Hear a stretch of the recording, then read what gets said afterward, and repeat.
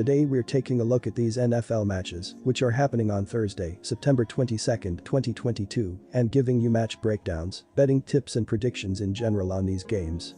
Welcome back to High Stakes, let's get straight into it. Also, don't forget to subscribe to get notified as soon as we release these sport prediction videos, and if you would like more betting tips and predictions, then check out our Patreon in the link down below. Our new Patreon is a way for us to help you improve your chances of making more money.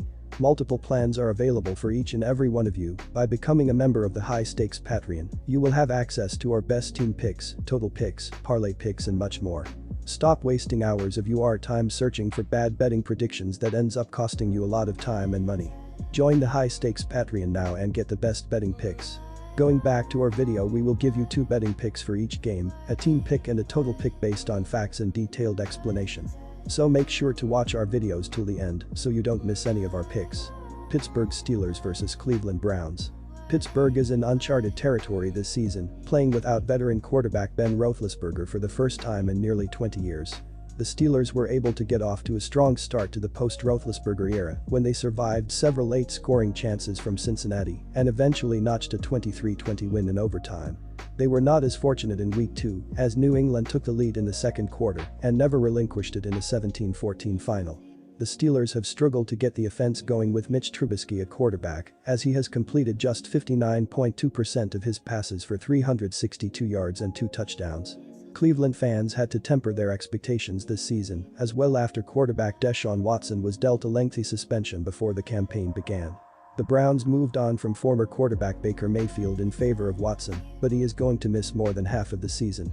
They are currently replacing him with backup signal caller Jacoby Brissett, who led the team to a 26-24 win over Mayfield and the Panthers in Week 1. Cleveland held a 23-14 lead with less than 7 minutes remaining in the game, but Carolina scored 10 straight points to force the Browns to win the game on a field goal in the final seconds. The Steelers ranked number 30 in the NFL in yards per game, 255.0, through the first 2 weeks of the season, sitting only ahead of Seattle and Chicago.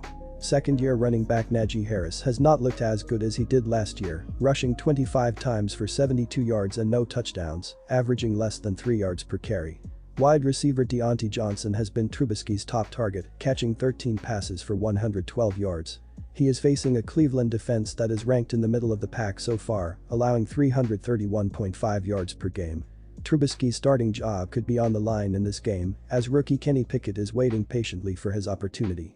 They were not as fortunate in Week 2 as they blew another big lead and did not have time to recover.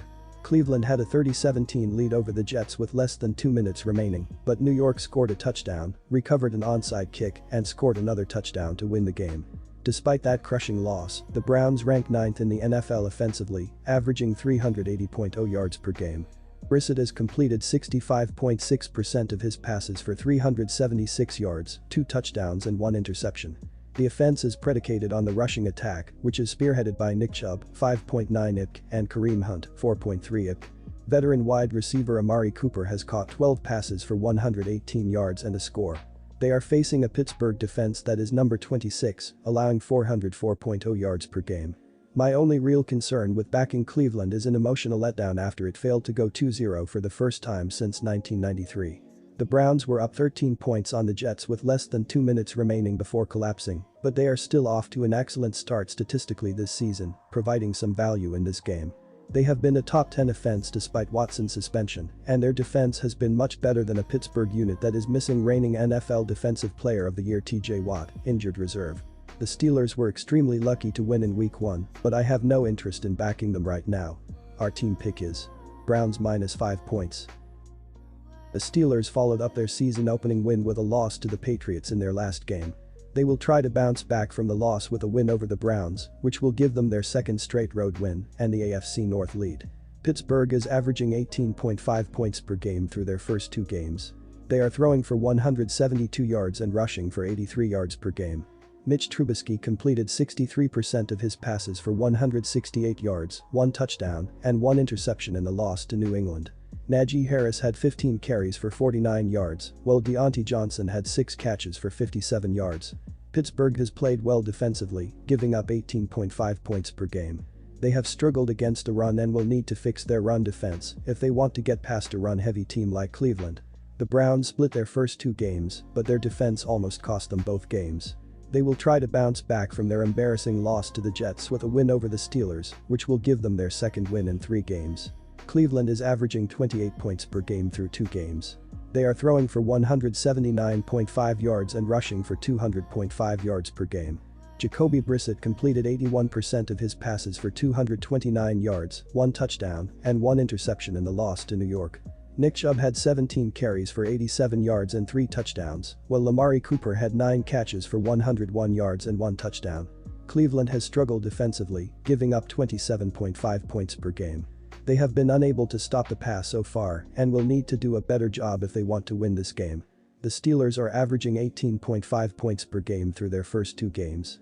They averaged 26 points per game in their last 3 games against the Browns, and they've scored at least 20 points in 5 of their last 6 games against the Browns. Cleveland's defense has given up 27.5 points per game through their first 2 games, and they have one of the worst pass defenses in the league. Even though the Steelers haven't picked up a lot of yards through the air so far, expect them to take advantage of Cleveland's weakness and score at least 20 points in this game. The Browns are averaging 28 points per game through 2 games. They averaged 24 points per game in their last 3 games against the Steelers, and they've scored 14 or more points in 3 of their last 4 games against the Steelers. Even though Pittsburgh has looked good defensively this season, giving up 18.5 points per game, they struggled against the run, so expect the Browns, who haven't been held under 14 points in 7 straight games, to score enough points to push the score over the total. Our total pick is over 38.5 points.